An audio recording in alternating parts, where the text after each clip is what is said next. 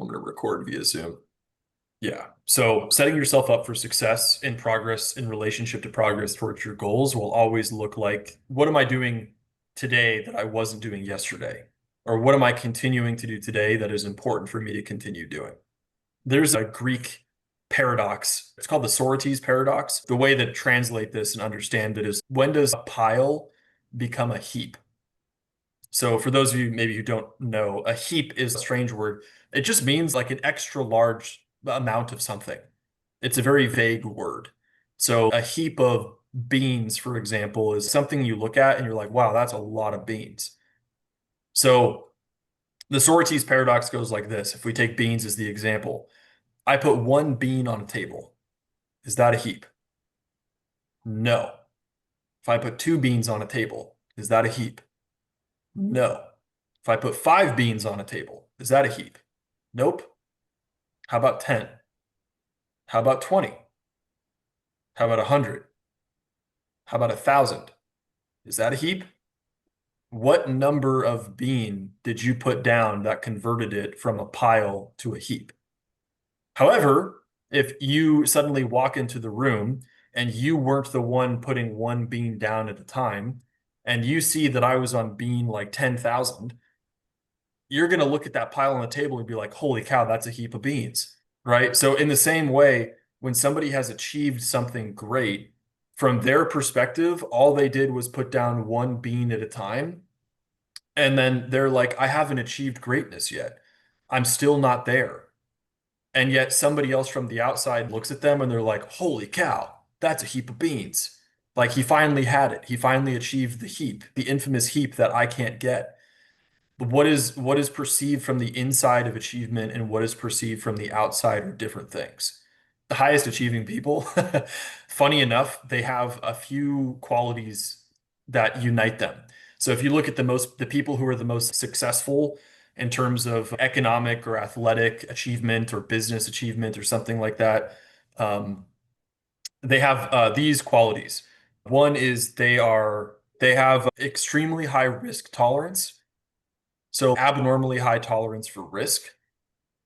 Secondly, a lack of perceived limitation. They do not believe that there's anything holding them back. Not really. Third is they're incredibly resourceful. If you put a wall in front of them, they will say, I'm getting to the other side of the wall. I will go over it. I will go around it. I will go through it. I will go under it. I will build something to get me over it. They will do whatever it takes. They will get over the wall. And the fourth one, very interestingly, is seething insecurity and dissatisfaction. The highest achieving people tend to be the most insecure and the most chronically dissatisfied with who they are. So that's not to say you have to be super insecure to achieve things, but when you look at somebody who has obscene amounts of something, you should probably be wondering again whether you want what they have, because that's probably a person who is deeply dissatisfied with their life, who had to like try to amass an enormous amount of things around them to try to fill the inner void. That happens more commonly than people who strive wisely and from a place of real internal health.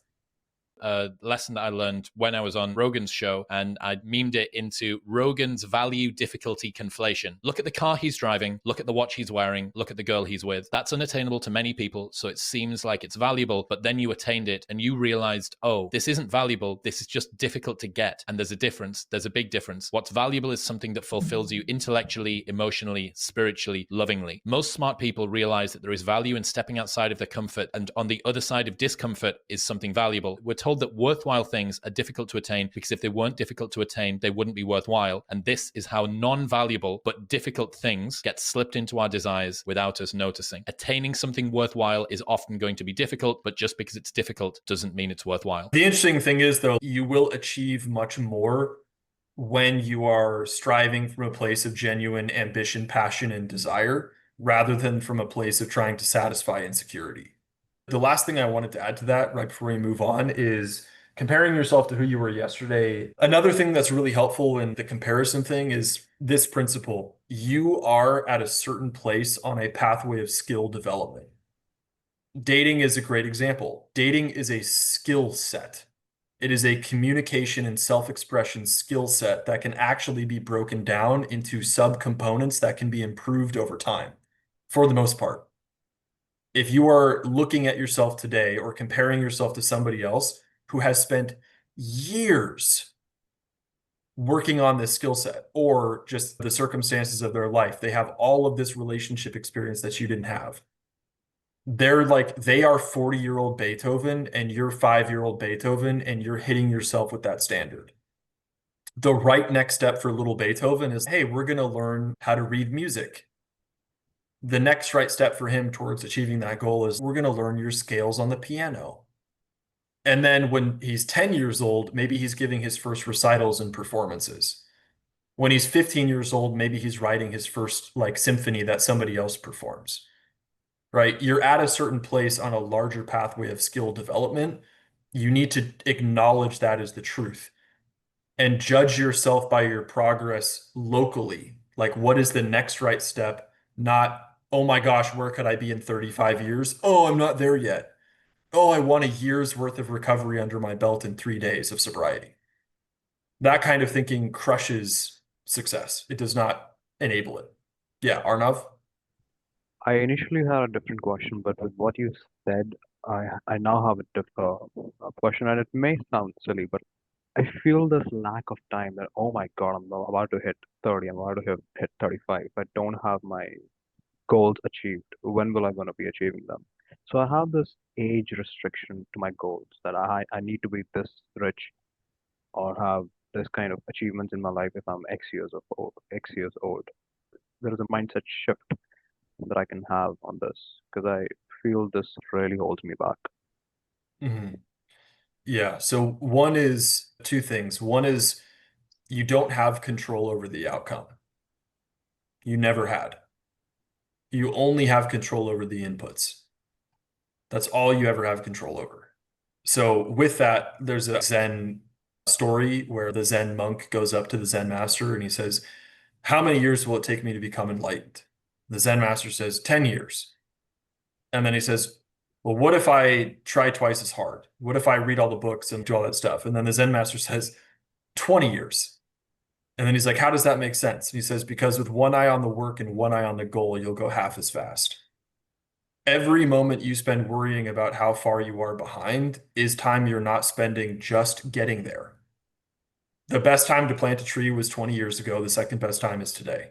All that's within your control, no amount of worrying about anything, no amount of enforcing a timeline of expectation on top of yourself will change the fact that there's only the things that need doing and whether or not you're doing them, if you're serious about achieving a particular goal. And if you started today, imagine where you'd be in a month, 2 months, 3 months, in 6 months. So my sense with that is discipline your mind to focus on what's within your control, which is, am I taking the actions? Am I doing the inputs? Then you let go of the outcome and the timeline. And if you're really serious about the goal, again, talk about this, like I should be able to look at your life and without you ever telling me a single thing, I should be able to look at the actions you've taken over the last month and determine what your goals are. It should be dead obvious.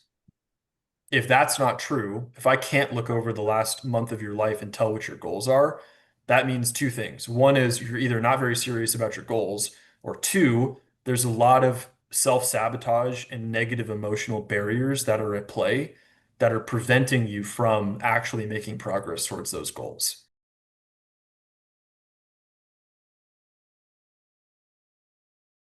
So feeling overwhelmed with ambition, too many goals.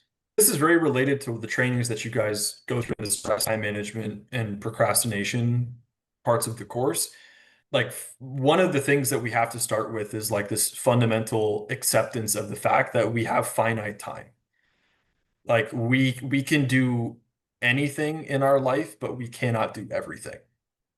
Now, part of what that means as well is that if you imagine this amorphous cloud of infinite possibility of the things you could do with your life, how are you going to smack that and then have a goal, a singular thing to focus on fall out of it? The thing which will transmute that potential into actuality is your hierarchy of values. Your values are going to determine what is most important to you. Like that is kind of by definition, right? Understanding your values will always be the guiding North Star for what progress forward in your life actually looks like.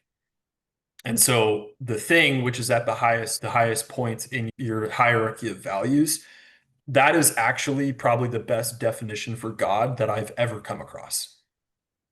It is the thing that is sitting at the pinnacle of your hierarchy of values. That is the thing that you put above all other things, that everything you do in your life is done in service of. From a psychological perspective, that is the best, probably one of the best definitions for what you believe in. What is your God is whatever is sitting there. And so that is it kind of, this sorts of gets into the topic of meaning and purpose as well, that from that you derive a sense of meaning and purpose. What you're aiming towards and what you devote your life to is the purpose of your life. So that is also another definition you could say of a good definition for God is the purpose of your life, the highest possible good that you're aiming for in your life. From there, right, our hierarchy of values is going to be the thing that helps us to filter what is important and what is not. If, for example, the highest value that I have in my life is, let's say, love, meaning I want to become the most loving person I can be, to give the most love, to receive the most love, what would it look like? What would I care about if everything in my life was filtered through that lens? Is this helping me to become a more loving person or not? Is this helping me to become a more capable, service-oriented person in my life or not? So, look, is this maybe another one of my values would be joy? Do I want to become a more joyful person and like share that joy with others? Is what I'm doing helping me to become a more joyful person? Is this moving me in the direction of expansion into who I could be, or is this moving me into contraction, or I'm getting lost on a tangential pathway towards something that doesn't matter? Like, did somebody convince me to care about something that doesn't matter? I would say that's a useful thing with like the death visualizations and the death meditations is that they're really good tools for helping us to clarify what matters. Now, from that, relating to the overambition and the too many goals things, even with like values established and a clear hierarchy of like these are the things that I want to achieve and the relationship to the sense of like my values and the person that I want to become, the life that I want to create.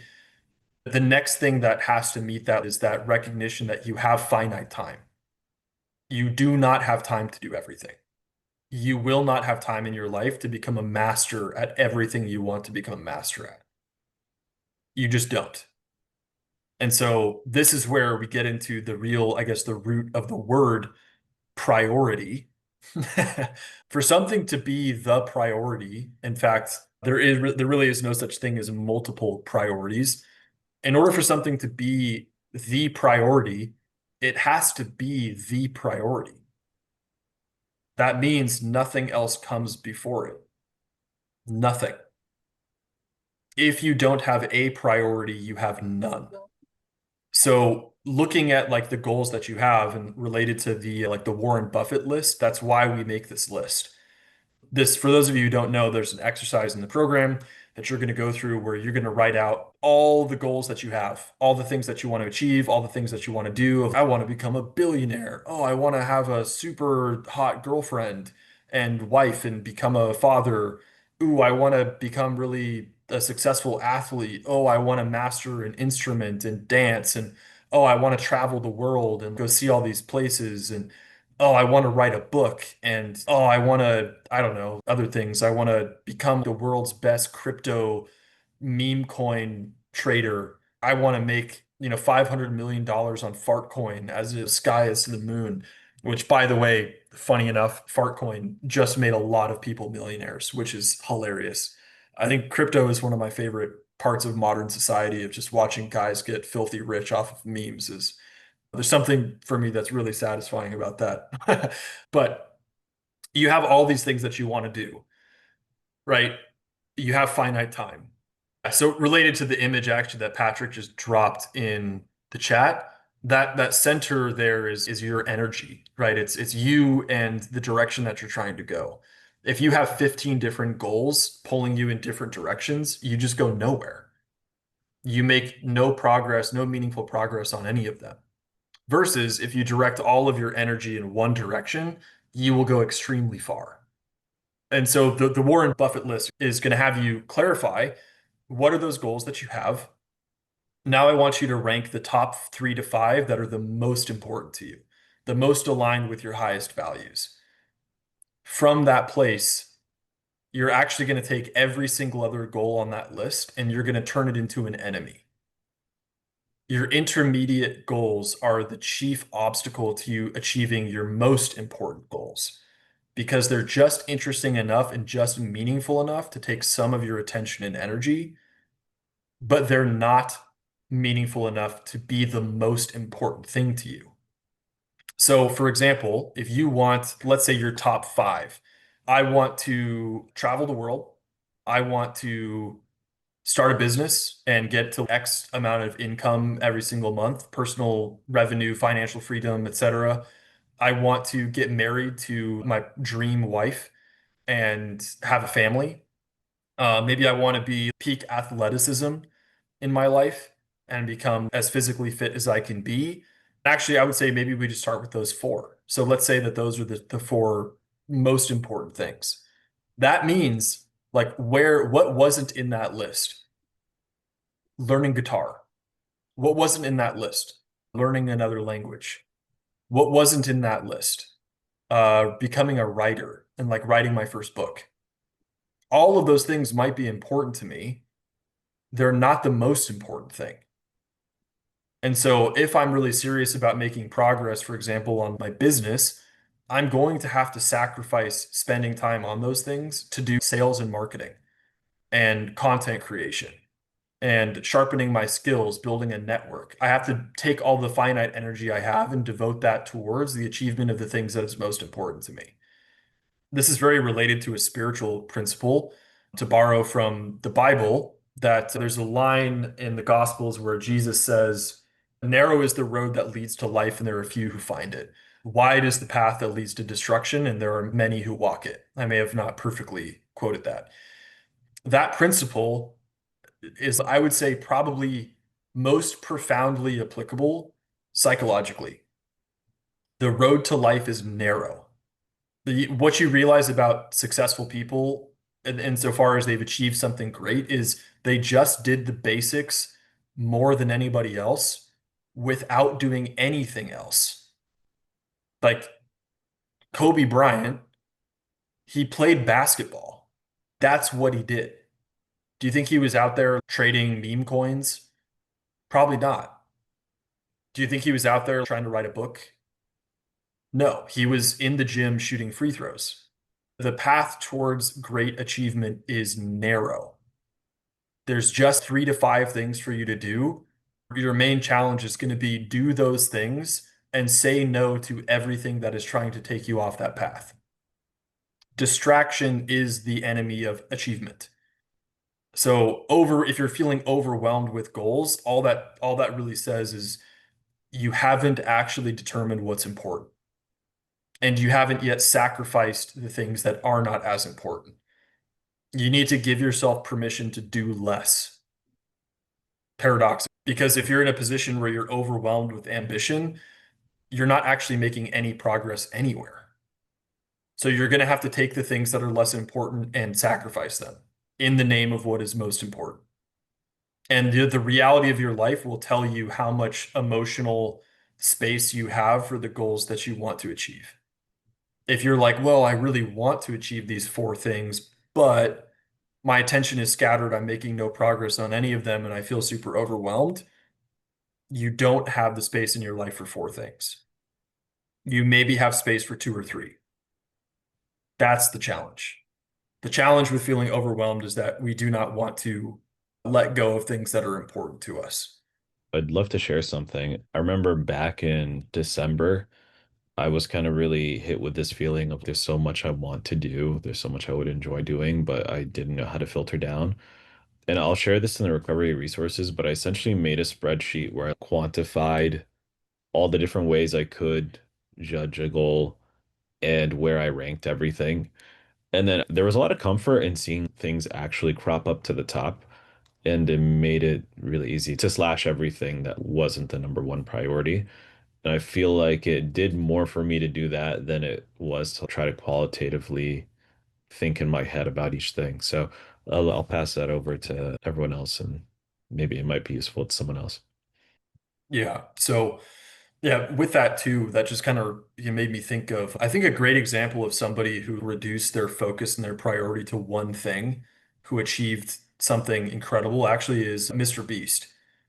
I don't know if you guys know much about his story or if you ever listened to him on podcasts, but he basically decided when he was still a teenager, he was like, YouTube is just going to be my thing. All that he did was YouTube. He had a mastermind group that he formed where him and some of his fellow YouTube friends would sit there and they would watch really successful YouTube videos and back out what they did that worked. They would record their own videos and give each other feedback. They would come up with ideas for better thumbnails and titles. And they just kept doing that. Like Mr. Beast just kept saying, YouTube is just the thing that I'm going to do. It's just going to be YouTube and I'm just going to keep improving. With that singular focus, right, he became the biggest YouTuber on the planet. I think a good analogy or image, a visual to understand how this principle works is like an hourglass. So we're starting at the bottom and we have too many goals. We have to cut until we get down to just a few. When we focus on those and only those, all of a sudden another avenue of opportunity opens up on the other side of it. This is a weird principle. I heard Jordan Peterson talk about this at one time. Part of the solution to Peter Pan syndrome is where the puer aeternus, that's the pattern that Carl Jung gave to it, the eternal child, obsessed with his potential and unwilling to commit to anything. Part of the solution to helping him to learn how to commit is to help him see that the potential on the other side of commitment is actually infinitely bigger than the one on the prior side of commitment. Like how much more of life comes on the other side of committing to a person and having a family than staying forever single? How much more depth of the human experience and personal transformation and opportunity for experience is available on the other side of that versus before it? Like you can never have depth of experience or of love or of meaning or of purpose of having a family if you remain forever single. There's, yeah, perfect. Yeah, Rocksha. There's infinite upside on the other side of commitment. With Mr. Beast, right, he went all in on YouTube. And then all of a sudden, like, as a fruit of his commitment to YouTube, his ability to start other businesses suddenly appeared. Where then he started Feastables, which again, I don't know if you guys know much about him. I'm not the biggest fan of people selling candy and fast food, but when you really dive into what Mr. Beast is doing, very impressive. Feastables gathers its chocolate. It's the like highest quality chocolate basically that you can obtain. Um, and he's solving local poverty and horrible problems that happen in the chocolate industry through paying the chocolate suppliers livable wages. So he's the highest paying consumer as a company of chocolate in the world and helping to lift West Africa out of poverty through Feastables. So again, you might say, one of my goals in life is to do something philanthropic with my time. And so you're trying to work on YouTube and trying to start a nonprofit at the same time. Neither of them ever get off the ground. Not realizing that if you had just focused on one, later on, it probably would have made the other one possible. This is the Peter Pan story, roughly speaking. Peter Pan is this magical boy. Pan is the god of everything, roughly speaking, right? And so it's not an accident that he has the name Pan. And he's the boy that won't grow up. And he's magical. Well, that's because children are magical. They can be anything. They're nothing but potential. And Peter Pan doesn't want to give that up. Why? Well, he's got some adults around him, but the main adult is Captain Hook. Well, who the hell wants to grow up to be Captain Hook? First of all, you've got a hook. Second, you're a tyrant. And third, you're chased by the dragon of chaos with a clock in its stomach, right? The crocodile. It's already got a piece of you. Well, that's what happens when you get older. Time has already got a piece of you. And eventually, it's got a taste for you. And eventually, it's going to eat you. And so Hook is so traumatized by that he can't help but be a tyrant. And then Peter Pan looks at traumatized Hook and says, well, no, I'm not sacrificing my childhood for that. So that's fine, except he ends up king of the Lost Boys.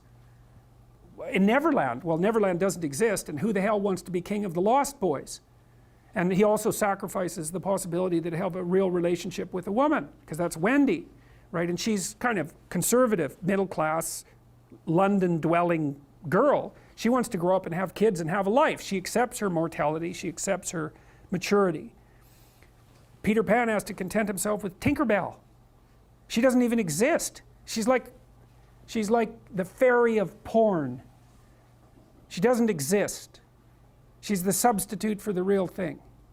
And so, but the dichotomy that you're talking about is very tricky, because there's a sacrificial element in maturation, right? You have to sacrifice the pluripotentiality of childhood for the actuality of a frame.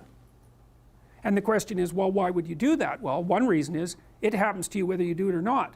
You can either choose your damn limitation, or you can let it take you unaware when you're 30, or even worse, when you're 40. And then that is not a happy day. And I see people like this, and I think it's more and more common in our culture, because people can put off maturity without suffering an immediate penalty. But all that happens is the penalty accrues, and then when it finally hits, it just wallops you. Because when you're 25, you can be an idiot. It's no problem. Even when you're out in a job search, it's like, well, you don't have any experience and you're kind of clueless. It's, yeah, you're young, it's no problem. That's what young people are like, but they're full of potential. Okay, well, now you're the same person at 30. It's like people aren't so thrilled about you at that point. It's like, what the hell have you been doing for the last 10 years? Well, I'm just as clueless as I was when I was 22. It's, yeah, but you're not 22. You're an old infant, right? And that's an ugly thing, an old infant. So part of the reason you choose your damn sacrifice, because the sacrifice is inevitable, but at least you get to choose it. And then there's something that's even more complex than that in some sense, is that the problem with being a child is that all you are is potential, and it's really low resolution. You could be anything, but you're not anything. So then you go and you adopt an apprenticeship, roughly speaking, and then at least you become something. And when you're something, that makes the world open up to you again. Like if you're a really good plumber, then you end up being far more than a plumber, right? You end up being a good employer. Not that plumbers, I'm not putting plumbers down. It's like more power to plumbers. They've saved more lives than doctors. So, hygiene, right? So, if you're a really good plumber, well, then you have some employees, you run a business, you train some other people, you enlarge their lives, you're kind of a pillar of the community, you have your family. Once you pass through that narrow training period, which narrows you and constricts you and develops you at the same time, then you can come out the other end with a bunch of new possibility at hand. And Jung talked about that. He thought that part of the proper path of development in the last half of life was to rediscover the child that you left behind as you were apprenticing. And so then you get to be something and regain that potential at the same time. Very, very smart. Well, he was very, very smart, so that's very wise thing to know. So, yep. Sacrifice. We'll talk more about that too. You get to pick your damn sacrifice. That's all. You don't get to not make one. You're sacrificial whether you want to be or not. That's a good thing to know as well. So even though it's rather, it's a rough thing to figure out, but. So I think part of the takeaway here is to give yourself permission to do less. Give yourself permission to focus and commit to hopefully one thing or a very small number of things, and realize that on the other side of that is much larger opportunity. If you will commit, if you will make the sacrifice, you'll get much more in return. That also is like a spiritual principle kind of thing. Cool. Do you guys have any comments or questions on any of that? I just want to say that kind of helped outline a good process of where to start. Like first, identify what the hierarchy of what I value, then, categorize all the things that I want to do into those things to see which ones don't matter. And I feel like I have a good way to start now instead of feeling stuck. Anyone else? I really like the hourglass analogy. with committing to a few things, snipping off all the excess from the bottom, and then coming to a small portion of the hourglass, and then having an upside. I That really resonated with me, and I think that goes hand in hand with the statement that you said that the path towards great achievements is narrow. Distraction is the enemy of achievement. There's a trap that we fall into in life where, again, like the eternal child, he doesn't want to let go of his potential because letting go of his potential means becoming real and losing everything he could have been. But the problem is like when you stay in this realm of being unwilling to commit to anything, you're actually living in an ocean that is like infinitely wide, but an inch deep. There's no depth to your life at all. And I think this also related to a spiritual principle that you don't find the you don't make contact with the infinite. If we could, sort of use that as an idea of God or what is most spiritual, what is most real, what is most meaningful. The infinite, you don't make contact with it in breadth of experience. As long as you focus on breadth, you're always going to be stuck on the surface. Paradoxically, I think this is also related to people. I think a lot of the people focus on extending their life forever. It's that same kind of mentality that somehow living longer means your life meant more, when that isn't true at all. The meaning that you find in life is corresponds to the depth that you experience in the present moment. The how deep you plunge into the infinity in the present is the degree to which your life becomes meaningful. I don't know, a dating example of how this I've experienced this. I don't know how many of you guys have gone out, you've met girls, and it was just a very superficial interaction. No real connection, no depth. And then you meet a girl who you fall in love with. So if I told you you could have a million superficial interactions with that one girl who you just didn't have much of a connection with, or you could have the one experience of being in love, which one would you choose? Deep one, being in love. Of course. So the meaning that you find in your life is going to be proportional to the depth that you experience in the present moment. In the same way, the depth and the meaning of your life will also be proportional to how deep you're willing to go with respect to your commitment to one or a few things, right? How much more meaningful is a father's life who is the leader, the protector, the steward, the source of grounding love for a family than a guy who's forever single for his entire life? I think objectively we can say, again, barring some weird outlier cases, that the father's life is going to be more meaningful. The scientific research, without a doubt, supports that. People who have children find their lives to be significantly more meaningful than those who don't. Part of the reason why, as well, if I can kind of hit on that, is this is an analogy I've heard before, but like when you have children, it's kind of like shooting an arrow through time. Like you have pulled back the bow of your lineage and you have fired it forward through into the next generation. But part of what you also experience when you become a father is that you've united yourself with the line that came behind you. When you become a father, you become another link in the chain of the unbroken progression of life and the passing on of the torch of life and consciousness through space and time. You never get to experience that union with that lineage and with that line as long as you refuse to commit. Obviously, again, ignoring some of the outlier cases where you can just get a girl pregnant and then be a piece of shit father and never show up or something like that. Also, you never get to become a father if you never become a father, right? There's a whole realm of psychological experience and development that will never happen. It can't. Men, you rob yourself of an important initiation by pushing fatherhood off over and over again until eventually it's too late. Men who become fathers initiate themselves through that process into a depth of life that you just cannot even fathom, understand, or experience without fatherhood. The thing is, once you have kids, you have no choice. You are living for something bigger than yourself. When you don't have kids, you can always turn that switch on and off. I'll live for it tomorrow. Today, I'm just going to do a me day. Fatherhood expands you into, I am here to serve beyond myself without choice. It is now that kind of life. And that is the fatherhood initiation.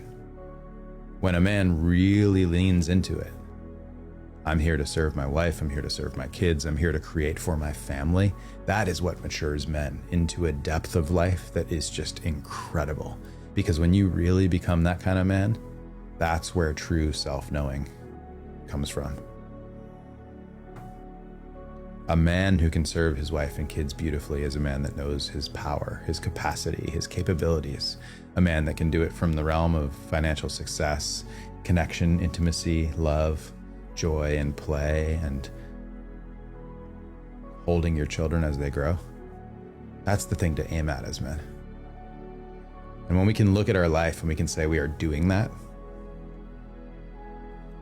that's something to feel really good about. That's something worth moving toward.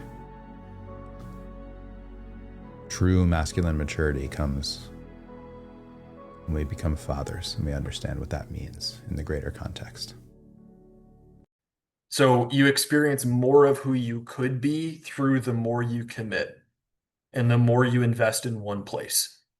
You become more as your life narrows. Again, the road to life is narrow, or the road that leads to life is narrow, and there are few who walk it.